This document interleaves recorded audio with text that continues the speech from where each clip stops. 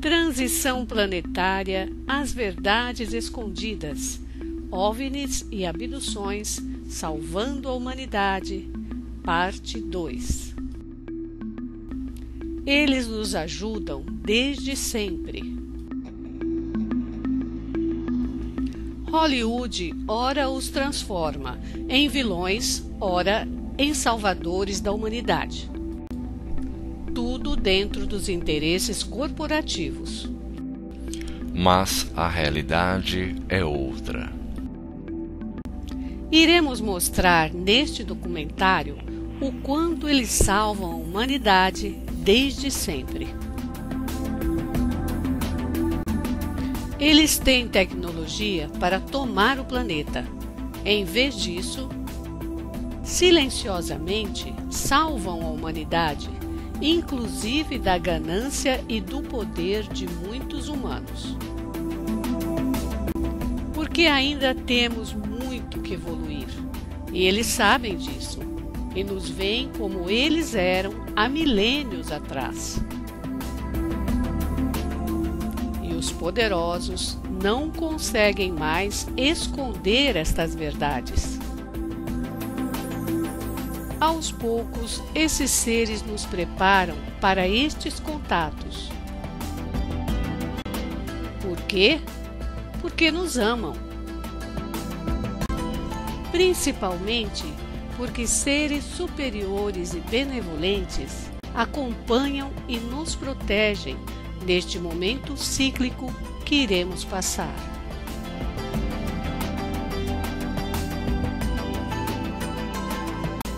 Existem grupos organizados que trabalham juntos para nos proteger, que recebem ordens e cumprem com amor e compaixão. Seres que também já passaram há milhares de anos por este processo evolutivo que a Terra está passando. Olham-nos com compaixão, vendo-nos como seres ignorantes, presos a um sistema limitador, mas compreendem que não podem interferir diretamente na nossa escala evolutiva.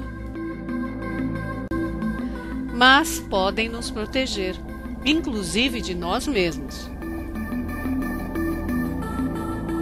E o fazem, mesmo sem esperar nada em troca ou reconhecimentos. E lutam contra aqueles outros seres extraterrestres mais avançados tecnologicamente que nós, mas não avançados espiritualmente. Esta guerra é silenciosa e eles não desistem de nós. Inclusive, muitos deles somos nós. Podemos não lembrar de onde viemos.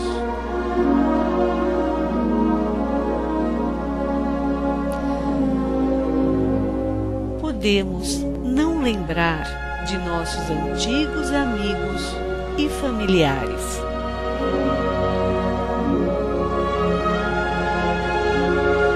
Podemos não lembrar de como foi a nossa partida.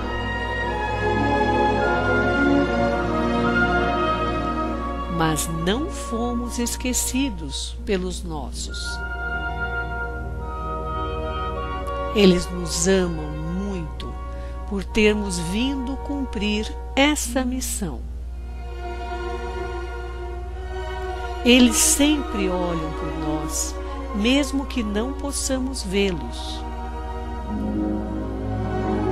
Muitos de nós viemos a este planeta para cumprir uma missão muito especial. Representamos nossas raças e planetas. Viemos como voluntários, viemos porque recebemos esta missão de evolução ou para pagarmos por erros cometidos e aprendermos juntos. Uma missão muito especial de ajuda ao processo cíclico pelo qual este planeta irá passar. quando olhamos para as estrelas, sentimos saudade de um lugar, o qual não lembramos onde é, mas nossa alma chora de saudade.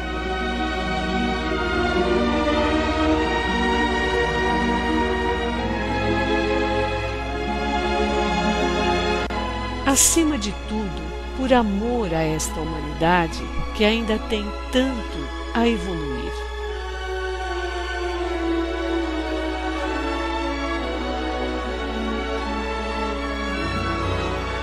Viemos de muitos lugares diferentes, de outros sistemas solares, de outras galáxias, de outros universos e até mesmo de outras dimensões.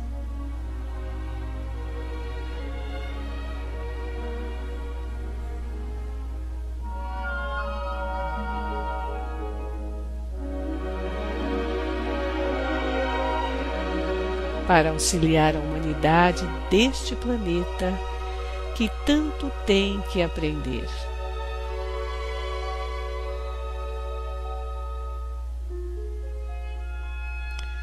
Juntando-nos a tantos outros irmãos que estão há muito tempo realizando suas missões aqui.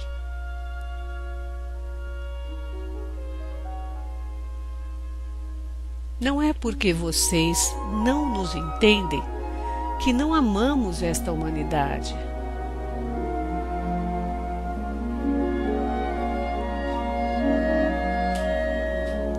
Muitos de nós precisam se desligar desses corpos para nascerem em corpos humanos, a fim de cumprirmos nossas missões.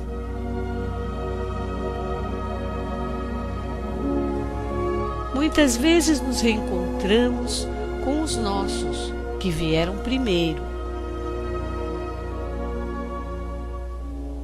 Reencarnamos várias vezes, preparando-nos para este momento que a Terra irá passar. Devido aos ciclos reencarnatórios, não nos lembramos de nada. Sabemos que viemos para algo grande e especial, mas não sabemos o que é. Nossa família sempre está presente, mesmo que não possamos vê-la, mas sentimos sua presença. Eles estão nos ajudando neste despertar de muitas maneiras diferentes. É chegada a hora de cumprirmos nossa missão com a Terra e com esta humanidade e depois voltarmos para casa. Estamos sendo preparados para este contato, aos poucos e de muitas maneiras diferentes. Vaticano falando sobre extraterrestres. But now, the question that I have, what have you uncovered from records in the Vatican about aliens? I mean, it blows my mind that they're even researching such a subject as this. Well, the records in the Vatican go back centuries. Actually, I wrote 2 chapters of history concerning the Vatican's interest in extraterrestrials. They have a whole theology developed around what they call the principle of plenitude, meaning anything that God could do, he would do.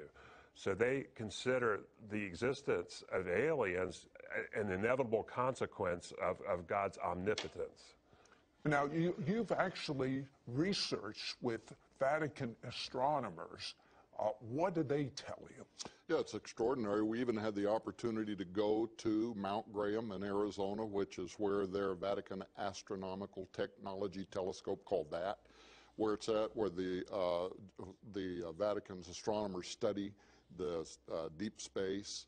And in the course of doing that, getting permission through the Arizona State University to go there to meet with their astronomers, the Jesuits who are there, we also got access to top astronomers that work in Rome, including an astronomer by the name of Guy Cosmonago. He's one of the top astronomers for the Vatican.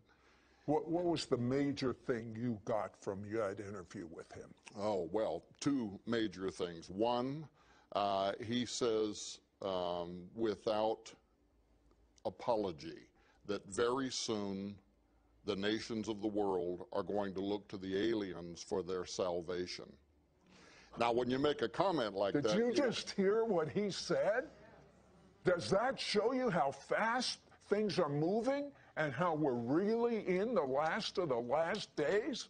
And then, of course, you want to get behind that, right? You want to find out where are they coming from. So he agreed to be interviewed 5 times from Rome, and then gave us documents which are not available to the public that outline what much of the inner thinking of the highest level theologians and astronomers at the Vatican believe now, including the idea that Jesus might be the son of a star child. Now, when we ask him what is a star child, right, they're talking about an alien intelligence from another world, and that the birth of Jesus Christ, the virgin birth, was in fact comparable to an abduction scenario in which these aliens used the Virgin Mary to create Jesus.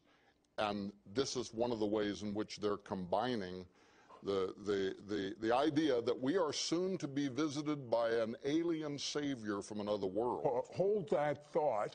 Wait till you find out about the Vatican astronomer saying he's operating with Project Lucifer.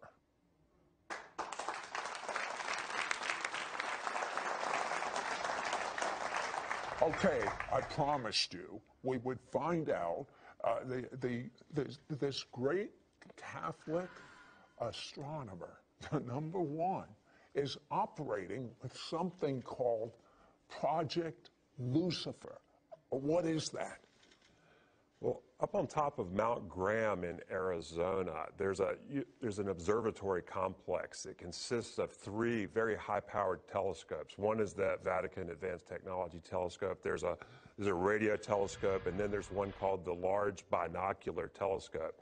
This is the most powerful telescope in the world. In fact, they told us they can get better images of space than the Hubble Space Telescope can. Now, attached to this telescope is an infrared camera named Lucifer, which is really a kind of an odd name for a camera. And you know, from the information that we gathered, this thing was named by the Max Planck Institute and some German astronomers. But the Vatican is part of this conglomerate up there, and they're all working together.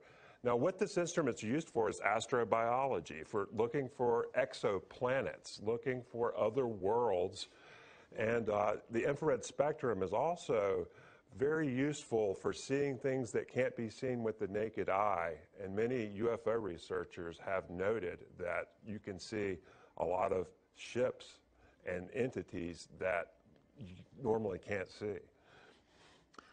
Tell me about what the Vatican astronomers are telling you, or what others, experts, I mean, you had a research team.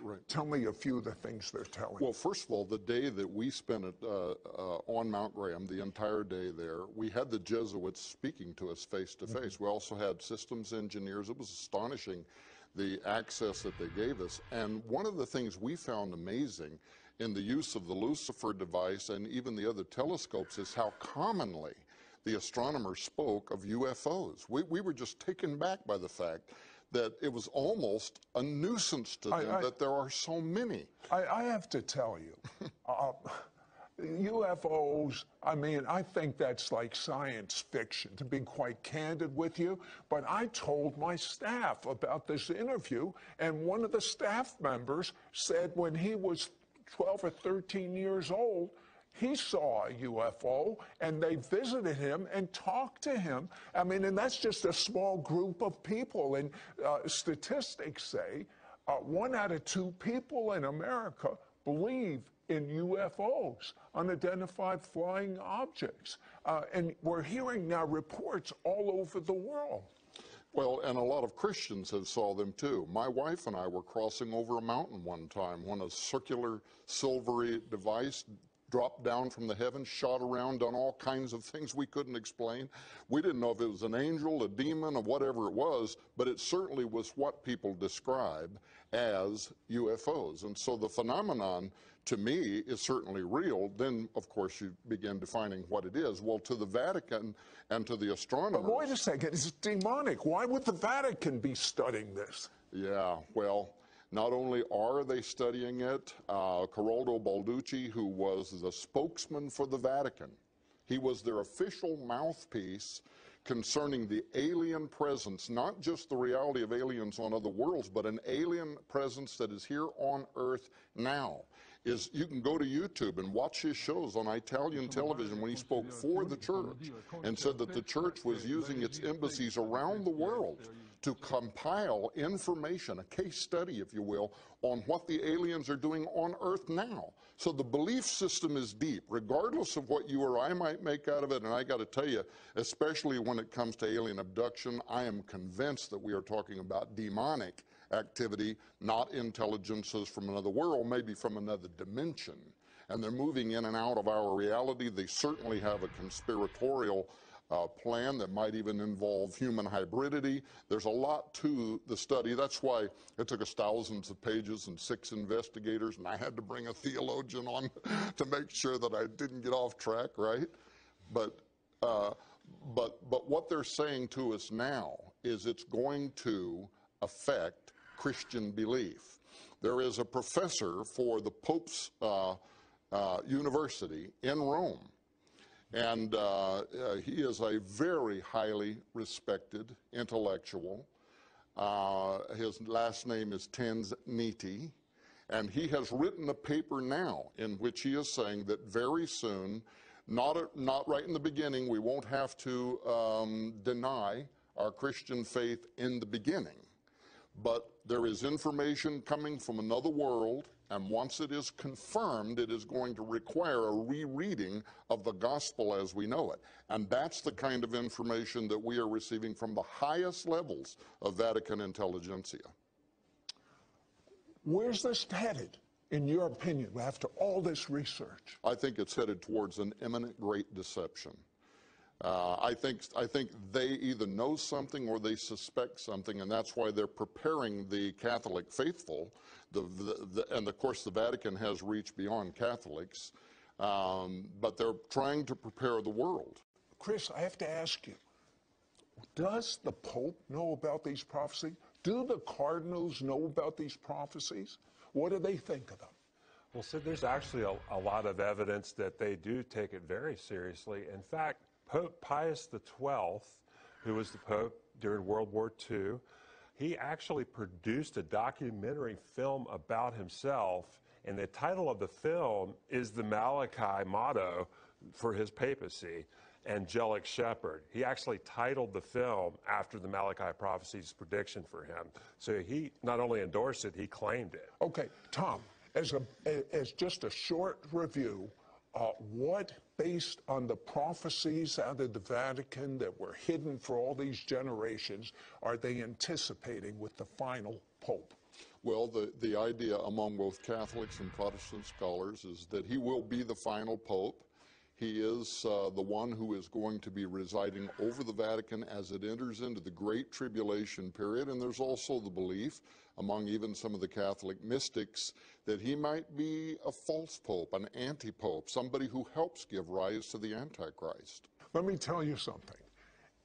Judaism, Christianity, and other religions have focused on the year 2012. You know, remember the Mayan prediction, the end of the world in 2012? So everyone's discounted all of that, but that's not exactly what the prediction said. What did it say? In the conferences where I spoke last year, I kept telling people, don't say it's the end of the world. That's not what the Maya said. That's not what the Aztecs said. That's not what the Cherokee Indians said, all of whose calendar rolled over at the end of 2012. What was it that they were saying? They were saying 2012 was the end of an era, and 2013 marks a new dispensation. Now, the Maya said some things that were very interesting. They said it would be marked by the emergence of two great male figures who would emerge upon the earth. They sound very much like they're talking about the false prophet and the Antichrist. They talked about their god Bolyon Yakteku, the spirit of it, coming up from out of the underworld. Now, what does this god do? He guards the bones and the seed of the giants that are in the underworld, and that spirit would begin to rise in the year 2013, giving birth even to a new form of humanity. You're talking about what I've read about and pondered so many times in the Bible. Maybe you've read this about the Nephilim, where the sons of God cohabited with the daughters of humans and produced great giants. That's what it sounds like. That's exactly what I'm talking about. And furthermore, turn-of-the-century preachers, including Jonathan Edwards, marked the year 2012 to 2016 as the date when the false prophet and the Antichrist would appear. Dozens of Protestant reformers marked these years hundreds of years ago. Not only that, and you appreciate this with your Jewish ministries, the Zohar, one of the most important books of Jewish Kabbalah ever written. It is accepted in traditional Judaism as coming from God. It's not all from God, I can tell you as a fact, but it's an interesting situation that it talks about. In a section of the Zohar called Signs Heralding Mashiach, the Coming of the Messiah, they marked the year 5773, which in the Jewish calendar began in September 2012 and comes through into this year 2013, and said that was the time. In fact, much of the prophecy sounds almost identical to the prophecy of the popes. It is a time that will lead to the destruction of Rome, and more importantly, they said, at that time Messiah will begin making himself known to the nations of the world. This 700 years ago prophesied that between 2012 to 2013, the emergence of the Messiah would appear on earth, almost an identical parallel to cultures around the world that for thousands of years saw these dates specifically as the time when the end times would begin. Speaking of end times, many of you are familiar with the apparitions of Mary and Fatima and people going there and being healed, but it's not exactly the way we've been told, is it, Chris? No, it's not. What would happen if there was a massive UFO sighting? Well, what happened in Fatima, Portugal in 1917 was really just that, in my opinion. Now, up to 70,000 people gathered in a field, supposedly to see an apparition of the Virgin Mary. But if you go and read the descriptions of what people call the miracle of the sun, they actually describe seeing a gray silvery disc rotating around in the sky and kind of putting a cascade of colors, like a rainbow of colors. And so it really, in 1917, no one had vocabulary of words like flying saucer. Right. But that's exactly what it sounds like they're describing to me. Yeah, I've always thought Mary just appeared in the sky. It really wasn't Mary at all. They're talking about a sphere or a silver disc. And that same flying saucer, let's call it for what it is, demonic. According to my notes here, in 1950, Pope Pius XII saw the same thing. Explain. Well, what's interesting about the Marian dogmas and all these things that we don't see in the Bible is that the theology has sort of escalated over time. Now, in 1950, Pope Pius saw a sphere over the Vatican gardens, the same sort of thing that you hear about at Fatima. Now, this sighting of this opaque sphere, flying saucer, UFO, inspired him to define a new doctrine that all Catholics have to believe, and that is that Mary ascended into heaven. Vocês são daqui de baixo, e eu sou lá de cima. Vocês são deste mundo, mas eu não sou deste mundo. Inclusive, existem aqueles que estavam no poder e falam a verdade, opondo-se a muitas mentiras que são faladas na mídia e pelos governos. Paul Hellyer, ex-ministro da Defesa do Canadá. Paul Hellyer llegó a ser el miembro más joven del gobierno canadiense. Trabajó con personajes de muy alto nivel. Se convirtió posteriormente en el jefe de la defensa, en el secretario de la defensa del Canadá. Por tanto, un personaje de primer nivel. También es escritor, ha escrito 12 libros.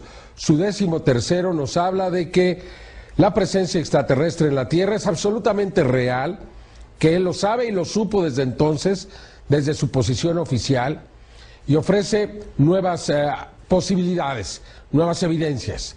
Aquí le presento estas declaraciones que nos hace a partir de su último libro, con Fernando Correa.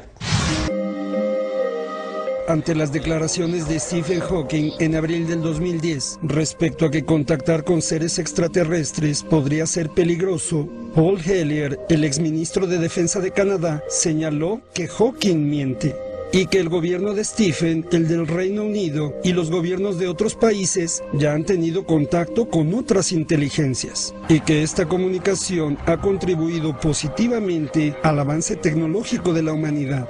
En una entrevista realizada por la investigadora Paola Harris el 7 de mayo del 2010, Paul Hellyer sostuvo que la retroingeniería y la tecnología que hemos desarrollado recientemente proviene en buena parte de los contactos con seres extraterrestres. Some of the people involved in what they call the black operations, the reverse engineering of the technology that came from the crashes and other contact with the extraterrestrials is so interesting and so secret that certain elements of the United States government wanted to keep it secret even from their political leaders, and they've been working underground for years and years and years, and in my opinion, it would be a very great deal.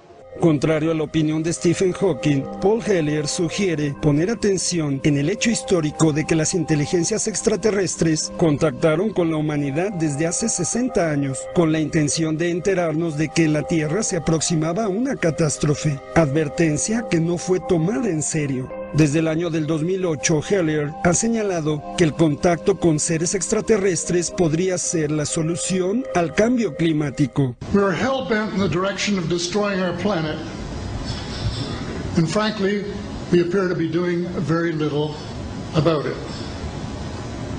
Decades ago, visitors from other planets warned us about where we were headed and offered to help. But instead, we, or at least some of us, interpreted their visits as a threat and decided to shoot first and ask questions after. Paul Hellyer advierte que los militares de los Estados Unidos, en una actitud paranoica, en secreto, están desarrollando armas para lo que sería una terrible guerra contra los alienígenas. They, the military, must have been and still are so paranoid that they feel it necessary to use the visitors' technology to fight them off, rather than welcome them as partners in development, though they may have seconded a few renegades to assist them in what can best be viewed as diabolical developments. Las declaraciones de Paul Hellyer hacen ver que el encubrimiento y la conservación del secreto ha sido un grave error, puesto que el contacto con otras inteligencias podría ser la solución a la crisis ambiental que enfrentamos en nuestro planeta, por lo que repetidamente ha exigido a los gobiernos involucrados que sea desclasificada toda la información OVNI. And certainly one of the things that I want to know is whether in fact they have developed exotic fuels like zero-point energy and cold fusion. This is the way that we could transform our world in a time frame of maybe 10 years or so and save it from global warming. Con estas declaraciones, Paul Hellyer sostiene que los gobiernos deben desclasificar toda la información OVNI y que el contacto con los extraterrestres podría ser la solución a la problemática que enfrenta la humanidad. Eles nos salvam de muitas maneiras diferentes. Ejeções coronarianas do Sol. Dia 9 de novembro de 2014, aconteceu esse fato junto ao nosso Sol.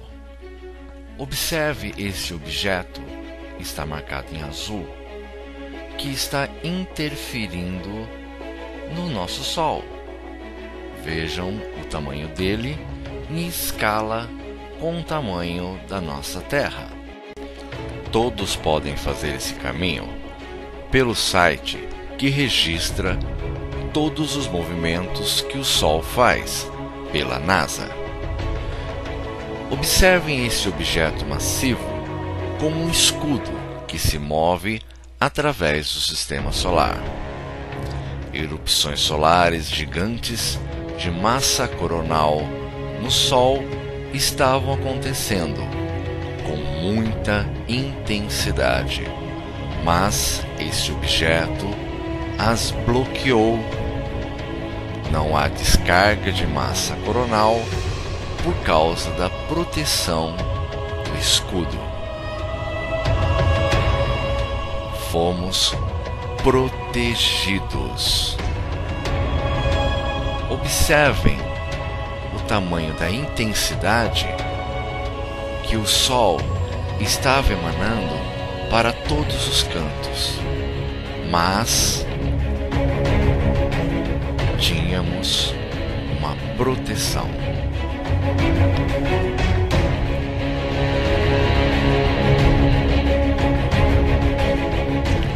Fomos salvos mais uma vez por nossos amigos.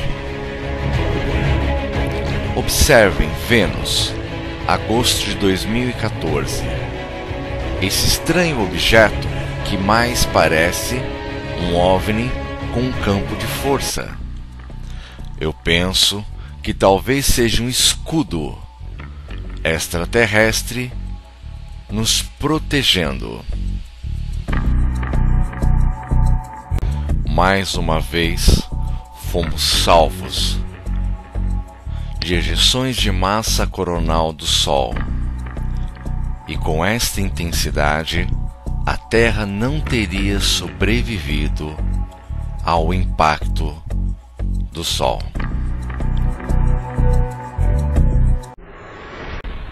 Eles nos salvam de muitas maneiras diferentes. Destroem os cometas e desviam os asteroides que vêm em direção à Terra. A verdade sobre o meteoro que caiu na Rússia.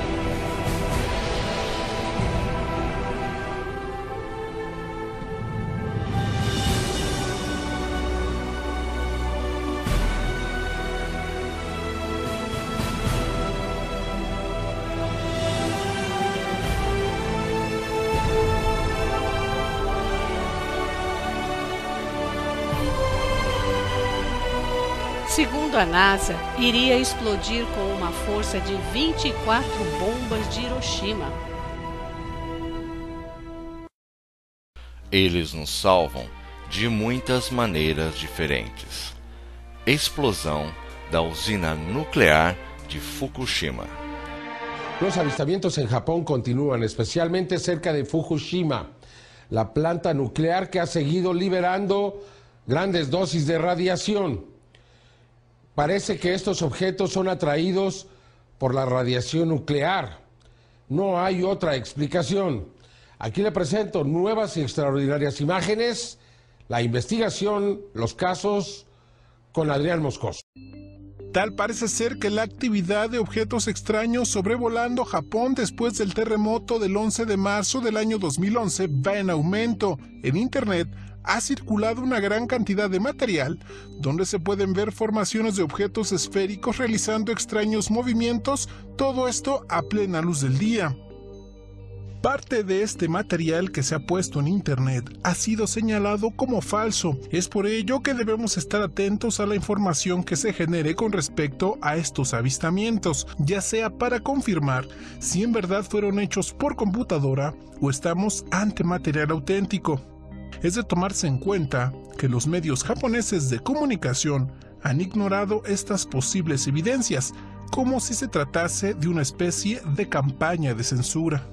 Y es que, desde la crisis nuclear que afecta en estos momentos al llamado país del sol naciente, estos objetos se han dejado videograbar en diversas ocasiones. Son objetos que parecen querer llamar la atención sobrevolando lugares como la planta nuclear de Fukushima y poblados muy cercanos al emblemático Monte Fuji. Veamos las últimas evidencias que se han podido grabar en Japón, a más de un mes de haber ocurrido esta catástrofe natural. Lo que sí queda claro es que los objetos están presentes en prácticamente todas las catástrofes, tanto naturales como las causadas por el hombre, como un testigo pasivo, distante pero presente, un testigo que a lo largo de la historia ha estado allí observándonos. Testemunha passiva? Então, como explicar que até agora, desde a explosão nuclear de 2011, que expôs os reatores nucleares, não houve uma imensa expansão radioativa na atmosfera?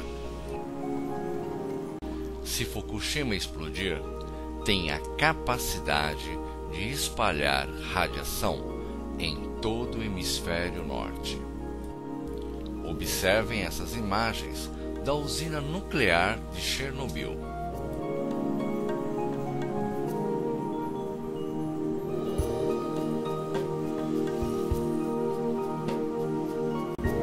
Eles nos salvam de muitas maneiras diferentes.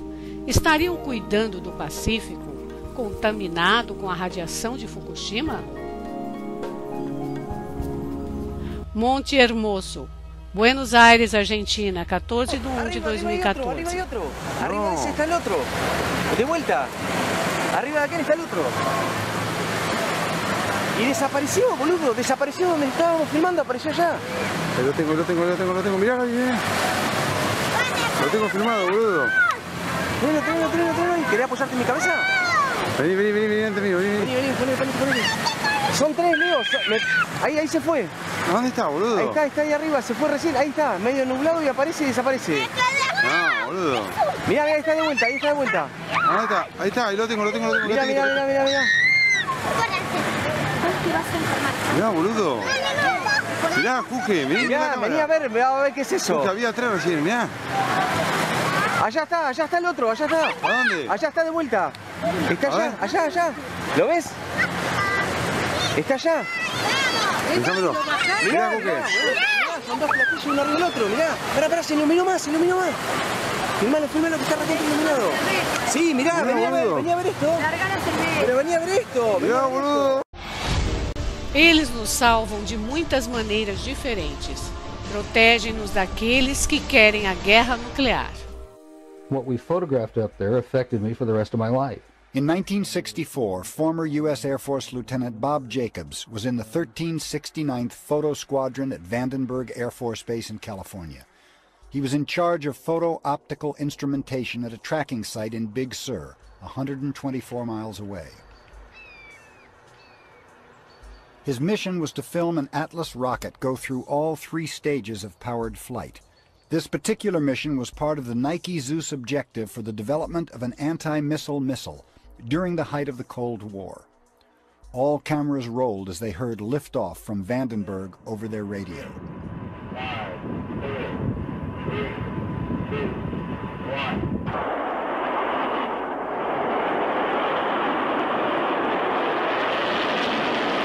We were looking down southwest,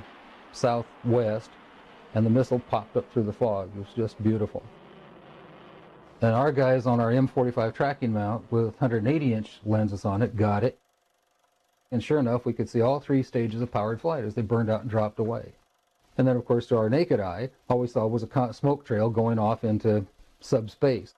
So we whooped and shouted and heard the film wrap off in the BU telescope, and figured, well, that was our first big deal, and we got it. Lieutenant Jacobs then took the cans of film down to Vandenberg to have them developed that night. The following morning, Jacobs was ordered to go immediately to the office of Major Florence J. Mansman, the ranking optical instrumentation officer in charge. I walked into his office, and they had a screen and a 16mm projector set up. There was a couch, and Major Mansman said, sit down, and there were two guys, as I recall, two guys in gray suits, civilian clothes, which was fairly unusual. And Major Mansman said, watch this, and turned on the film projector. And I watched the screen, and there was the launch from the day or two before it at Big Sur. As the Atlas missile entered the frame, we could see the whole third stage, which has two rocket nozzles like this and one in the center, a gimbaled one in the center, filling our frame from about 160 miles. That was pretty exciting optics. And then on that telescope, we could see the warhead, the dummy warhead. According to Jacobs, at this stage the rocket was traveling between 11 and 14,000 miles per hour when a saucer-shaped craft entered the frame. It flew into the frame like this, and it shot a beam. Now, remember, all this stuff is flying at several thousand miles an hour. So this thing fires a beam of light at the warhead, hits it, fires another beam of light, and then flies out the way it came in. And the warhead tumbles out of space. Now, when the lights came on, Major Mansman turned around and looked at me and said, were you guys screwing around up there? And I said, no, sir. And he said, what was that? And I said, it looks to me like we got a UFO. Nearly 2 decades later, several letters written by Major Florence J. Mansman were obtained. In one dated March 8, 1983, Major Mansman corroborated Lieutenant Jacobs' story. In the film, the assumption was at that time extraterrestrial. Details would be sketchy and from memory. The shape was classic disc. The center seemed to be a raised bubble. Now, Major Mansman said to me, after some discussion about it, he said, you are never to speak of this again. As far as you're concerned, this never happened. In another letter, Major Mansman describes how 2 agents took the footage. They did not sign out for all the footage, but took out that part that showed the encounter and returned the rest of the film as a complete package. The one agent stated as he handed me back the film, that leaves you off the hook, but not off any disclosure. Understood? Naturally, my answer was, yes, sir. Major Mansman never saw it again, and as far as I'm concerned, or nobody else ever saw it again, certainly not at Vandenberg. I'm certain that it left Vandenberg and went somewhere else. Cazaquistão, Rússia, 15 de maio de 2014. Foguete Proton-M é lançado ao espaço levando o satélite de comunicações Express AM-4R. É o que foi oficialmente informado. A princípio, houve uma falha durante o terceiro estágio de combustão, fazendo o foguete e o satélite caírem de volta à Terra. Porém, observe bem as imagens.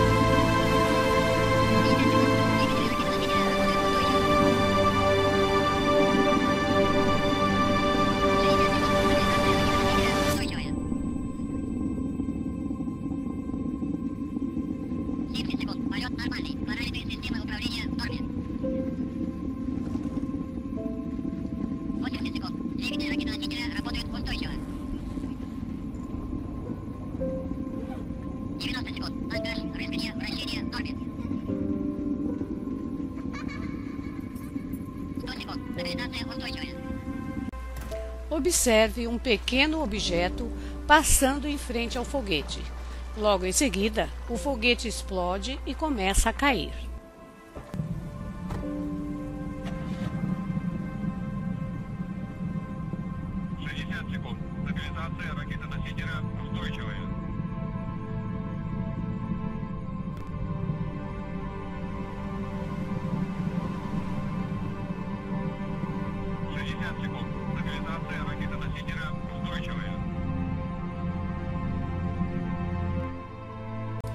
Aos poucos, eles estão se mostrando para nós.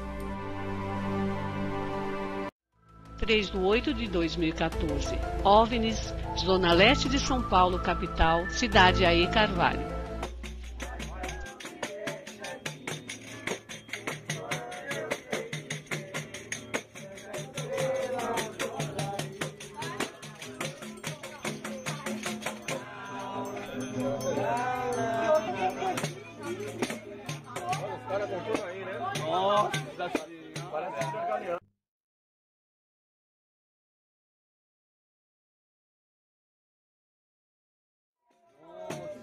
São os vergalianos, cara, pode ter certeza.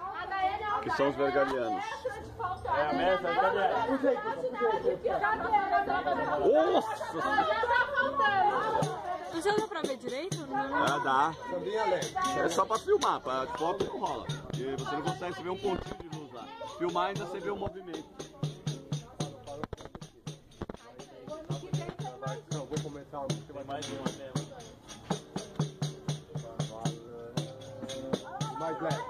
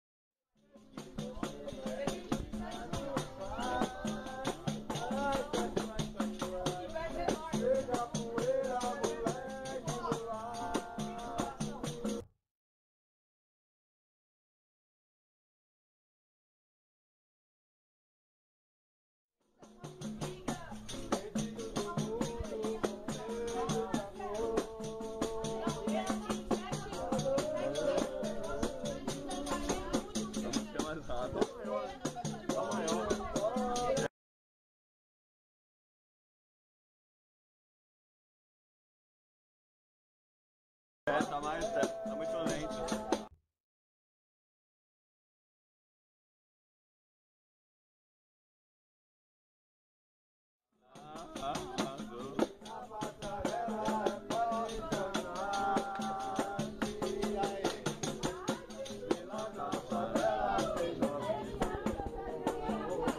Eles não fazem nada contra as pessoas, e sim protege-nos de forma silenciosa. Eles estão próximos de nós, mas preferem se esconder muitas vezes, trabalhando secretamente, sem a necessidade humana do reconhecimento por seus atos.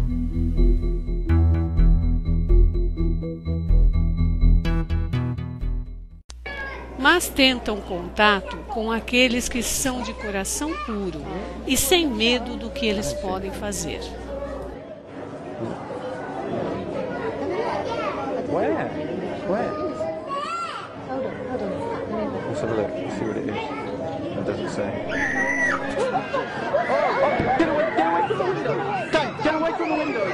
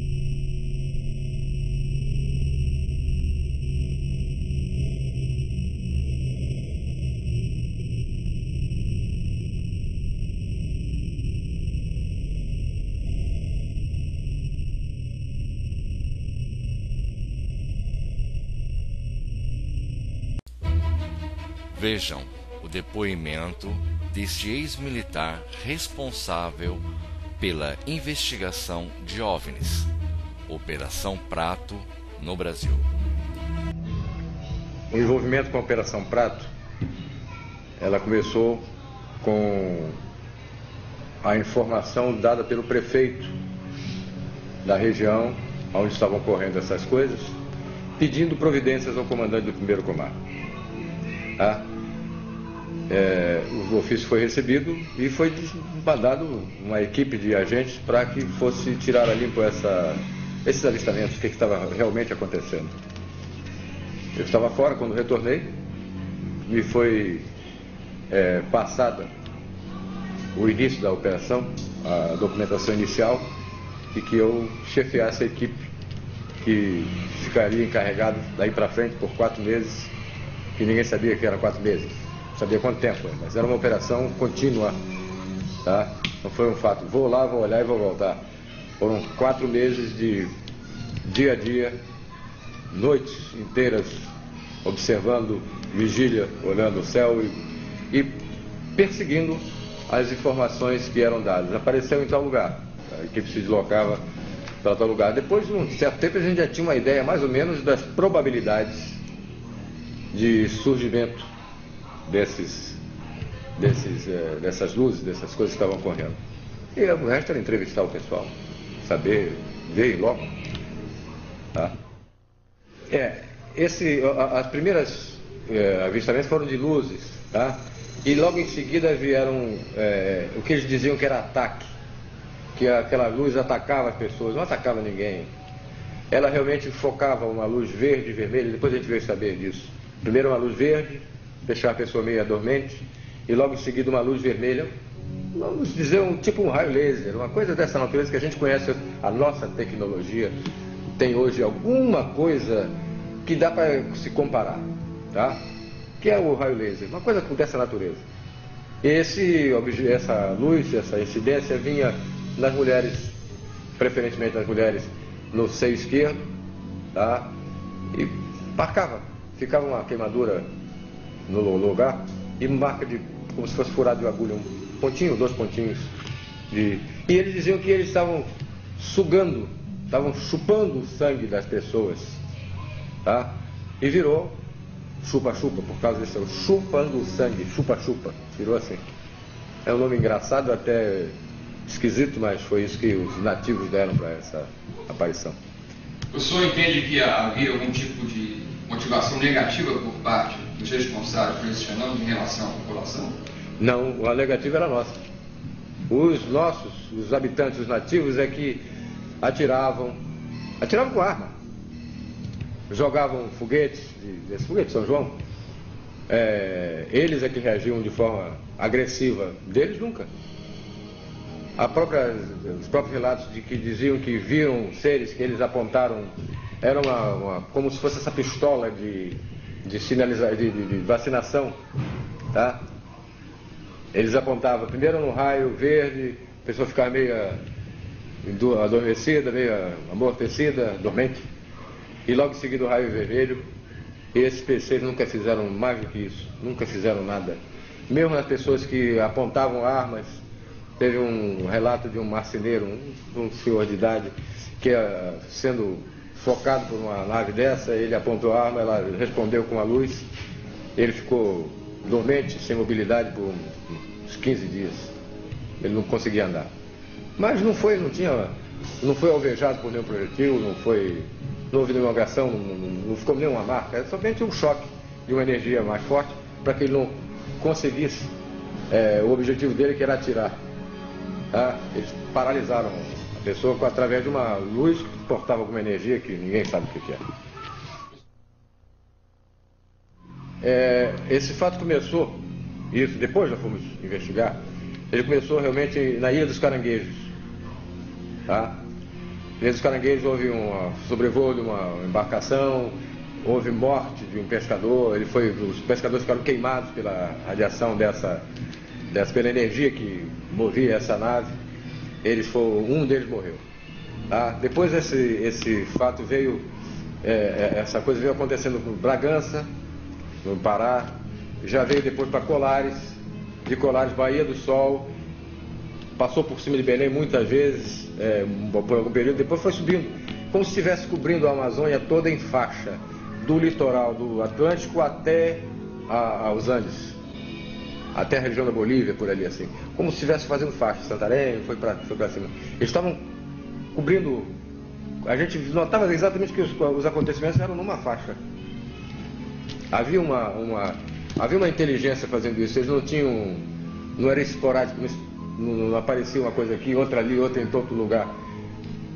A incidência maior era numa faixa, aparecia em outros pontos, mas a incidência era cobrindo uma determinada faixa.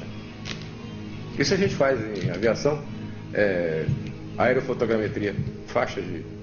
Só que a dele demorava dias. Era mais pesquisa, mais coleta de material. E isso tem uma explicação do por que eles estavam fazendo isso, na opinião?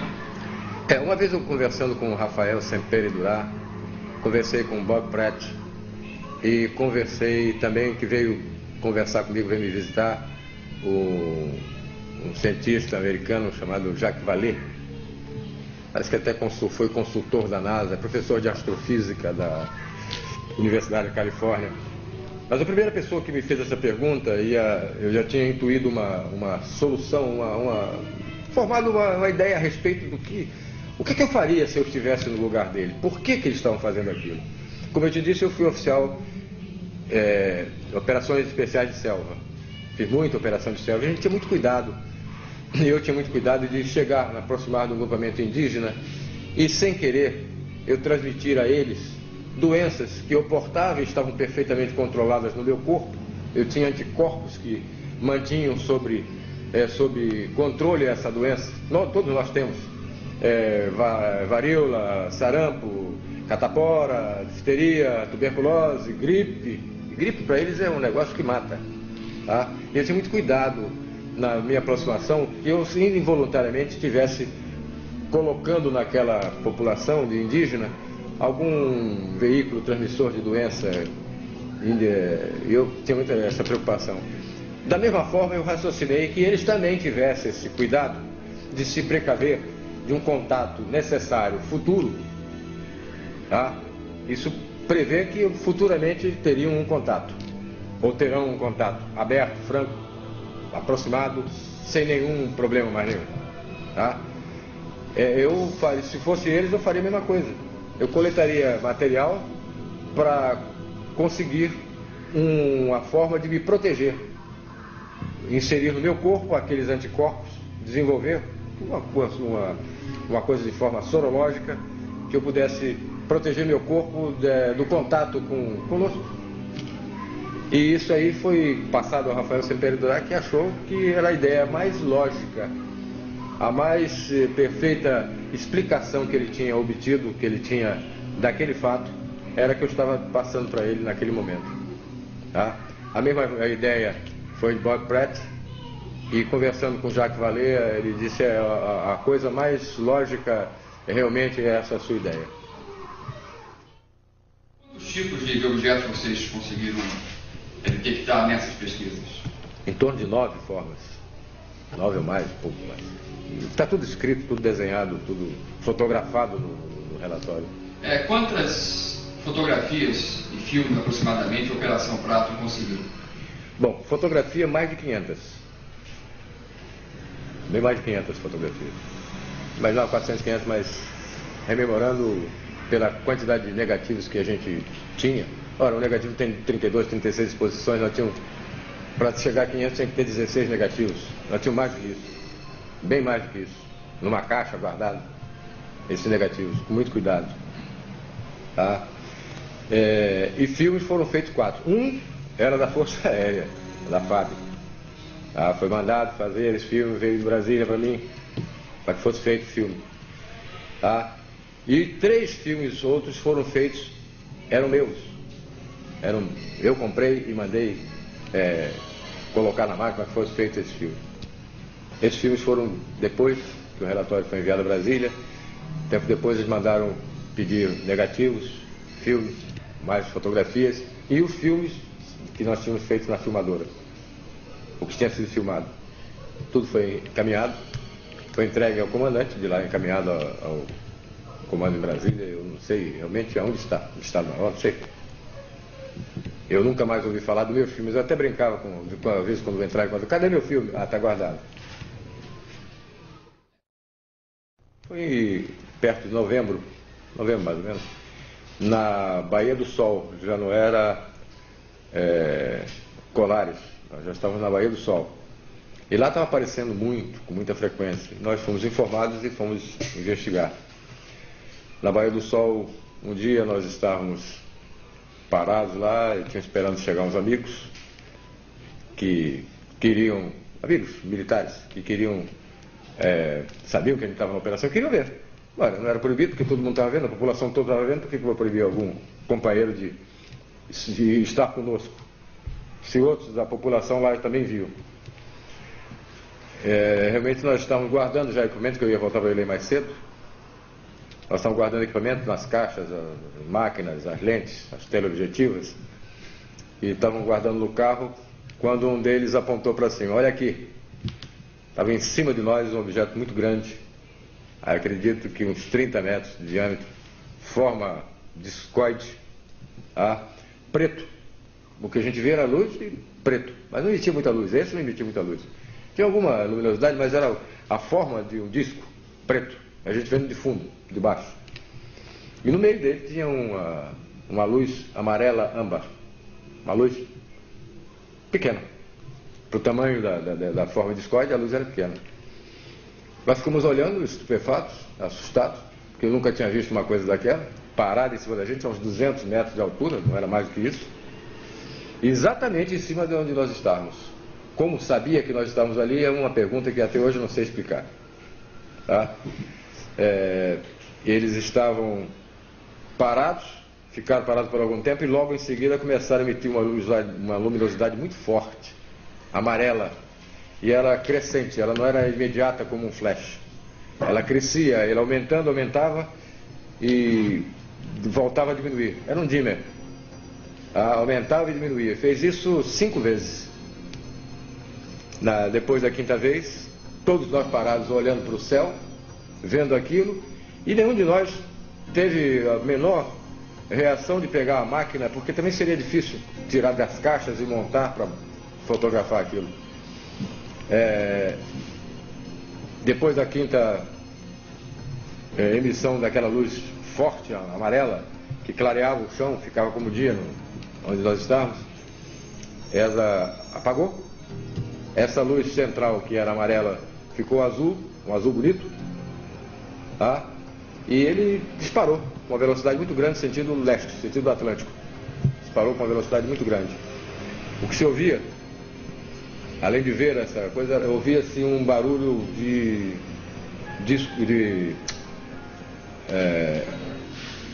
ar-condicionado. Aquele barulho surdo, aquele um barulho muito discreto, que lembrava ar-condicionado. E no fundo desse barulho, um barulho de uma catraca, como se fosse um barulho de uma catraca, como se pedala a bicicleta ao contrário, faz aquele barulho de catraca. Esse barulho aparecia nítido, saindo dessa nave. Essa foi o segundo fato estranho. Aí eu já não tinha mais dúvida. Se eu tinha alguma dúvida, eu não tinha mais dúvidas, e eu dei uma palmatória, os agentes brincavam muito comigo. E agora, chefe?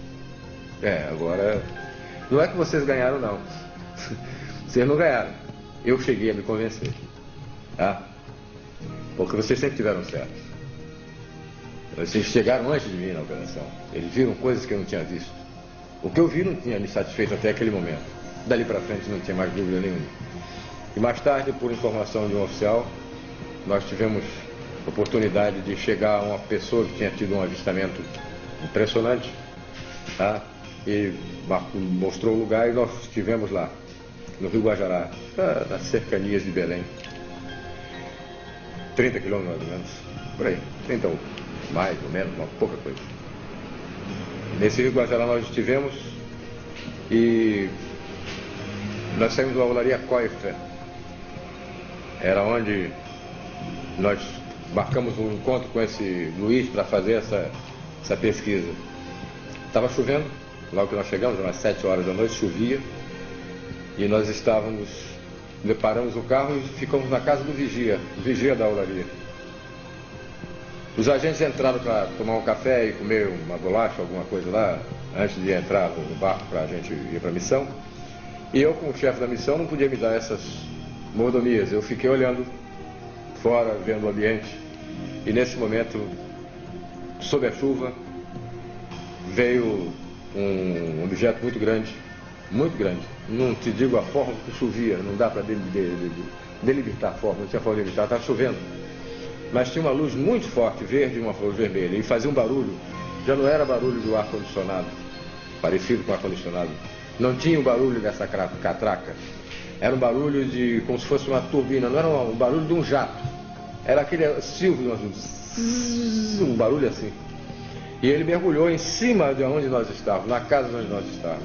Eu estava do lado de fora, a gente estava do lado de dentro, tomando café. E eu estava do lado de fora, isso mergulhou em cima da gente, em cima das árvores. Nenhum piloto faria uma coisa dessa, porque isso é morte, certo? É acidente absolutamente certo. Chuva, baixa altura, de noite, impossível. Um piloto nosso, com o equipamento que nós temos, não faz isso. Tá? Se fizer, bate. Daí pra frente eu avisei aos agentes, ó, acabou de acontecer um troço aí fora. Se nós perdemos. Aí fomos pro barco, tá? Nos afastamos dessa olaria, em torno de 2 quilômetros. Paramos o barco na margem direita do rio. Ficamos ancorados ali, parado com o barco.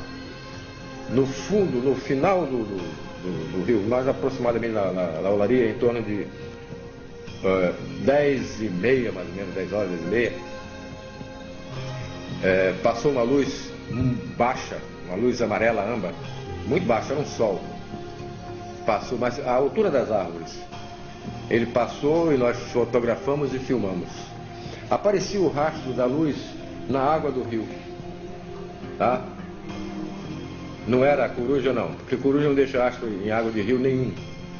Era um objeto que emitia uma luz muito forte. Era um solzinho amarelo, tá? Que cruzava no sentido norte-sul. Tá?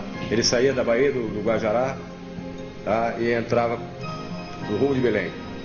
Foi alertado, eu vi, alertei os agentes, passaram a filmar e fotografar. Decidi que não ia mais sair dali, que nós íamos permanecer aquela noite ali. Estava pintando alguma coisa promissora naquele dia. Realmente, em torno de meia-noite, esse mesmo dia, nós estávamos no mesmo barco, no mesmo lugar. Os agentes estavam brincando, conversando, se distraindo, porque não estava acontecendo nada até ali. E eles tinham todo o tempo de ficar. Eu não podia, eu era o chefe daquela operação, eu tinha que estar atento. A minha responsabilidade era muito maior do que a deles. E eu estava vendo que, na minha esquerda, eu estava de frente para onde vinha o rio, a água do rio, tá? Para onde estava a olaria, de onde nós tínhamos vindo. Na minha esquerda, estava vindo uma luz muito forte. Eu observei a luz e fiquei. Os agentes não estavam percebendo isso. Eles estavam conversando. Da minha esquerda veio essa luz muito forte, eu chamei a atenção deles. Olha aí. Essa luz veio muito forte, muito forte. Era um sol, aquele que passou lá era pequenininho, esse era muito grande. Muito grande. Ele chegou até a borda do rio, tá, onde nós estávamos, apagou. Nesse momento apareceu uma forma assim, como se fosse aquela bola de futebol americano, uma bola com duas pontas, bola de futebol americano. Ele passou por cima de nós muito devagar, propositadamente devagar e propositadamente muito baixo. Ele podia passar em todos os lugares, inadvertidamente, menos em cima de onde nós estávamos. Ele passou em cima de onde nós estávamos, porque ele sabia que nós estávamos ali. Como? Não sei. Ele passou muito devagar, era um objeto com essa forma que eu falei, de forma de uma bola de futebol americano. Tinha uma luz âmbar, a luz brilhante, aquela coisa enorme, aquele sol morreu, acabou. Quando ele chegou, apagou, ficou essa luz brilhante. E o objeto era translúcido e muito grande, ele tinha cerca de 100 metros de altura, de comprimento. E tinha janelas. Tinha janelas no meio. Janelas. Na janela, na altura que estava, eu não vi se tinha alguém na janela, não vi forma nenhuma. Mas que tinha luz como de janela, tinha. Tá? Ele passou por cima de nós bem devagar, com tempo de filmar, com tempo de fotografar, com bastante tempo de observar e ficar com bastante medo. Ninguém diga que não tem medo numa situação dessa, que fica muito preocupado. O que vem depois? Não sei. Tá? Ela passou e foi, desapareceu. Tá? Esse fazia um barulho. Eu pedi que o operador que estava com uma filmadora, que ele parasse de acionar o gatilho da filmadora, para que eu ouvisse o barulho, se realmente era da filmadora ou se era do objeto. Era do objeto. A filmadora silenciou e tinha um barulho, esse barulho, e um barulhozinho de catraca. Esse barulho é intrigante, esse que sai da catraca. Não sei porque é um barulho de uma catraca, que é dado de bicicleta, ao contrário. Ele passou, todos nós ouvimos. Se estão ouvindo, está vendo a janela? Não, senhor, então sou eu que estou vendo sozinho. Tá? Passou, foi. Nós resolvemos ficar. Agora eu iria até de manhã. E ficamos a umas 1h30 da manhã, para 2 horas mais ou menos. De novo, um outro aparecimento. Aí já veio acompanhando a margem oposta do rio, de onde nós estávamos. Ele veio da direção da olaria até onde nós estávamos. Chegou de uma ilha perto, próximo de nós. Quando chegou junto da altura da ilha, era uma luz muito forte, mas já não era âmbar, era azul, um azul bonito, muito forte. Era um sol azul, muito bonito. Ele veio e chegou perto da ilha, na altura da ilha, ele entrou para o lado de Belém. E a gente via aquela luz enorme por trás das árvores. Ele estava muito baixo, estava na altura das árvores.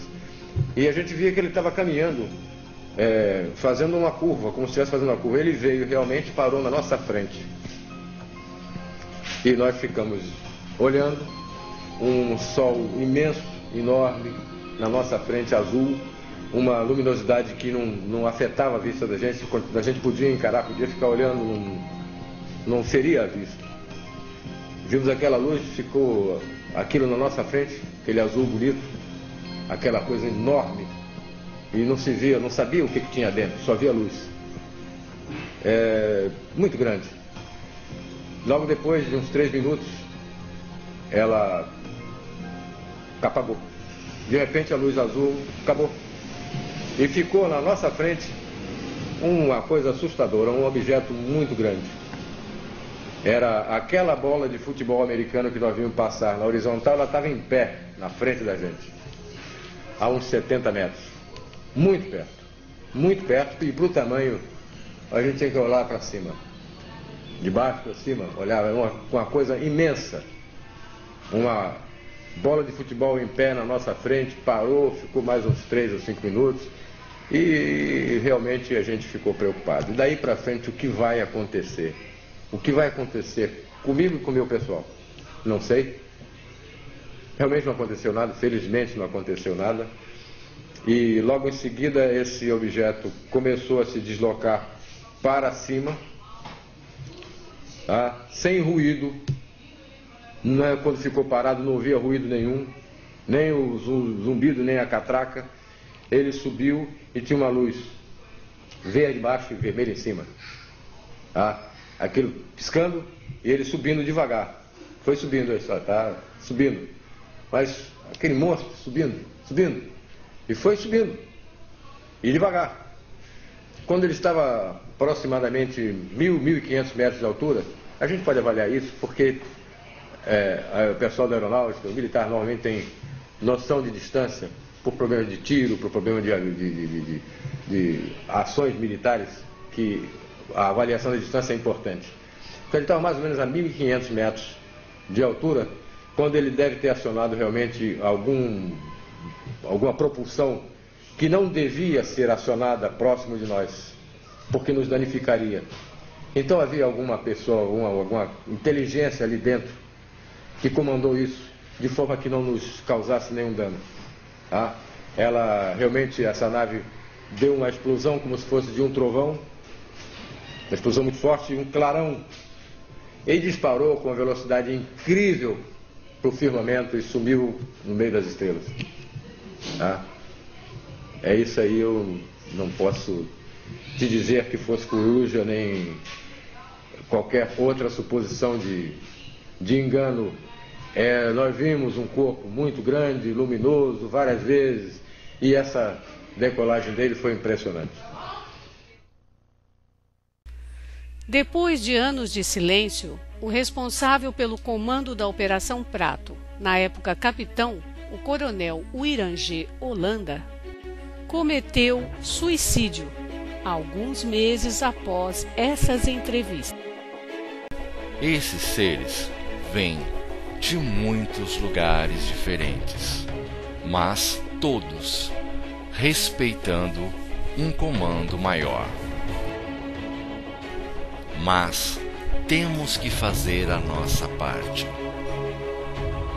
Iremos passar por um processo cíclico. Mesmo assim, eles estão aqui conosco, nos ajudando. Lutam inclusive contra seres que possuem uma tecnologia muito mais avançada do que a nossa, mas que não são elevados espiritualmente. Fazem inclusive conosco o que fazemos com os animais. Neste processo cíclico que a Terra irá passar, eles estão aqui despertando aqueles que vieram primeiro para auxiliar a Terra neste processo. Mas temos que fazer a nossa parte.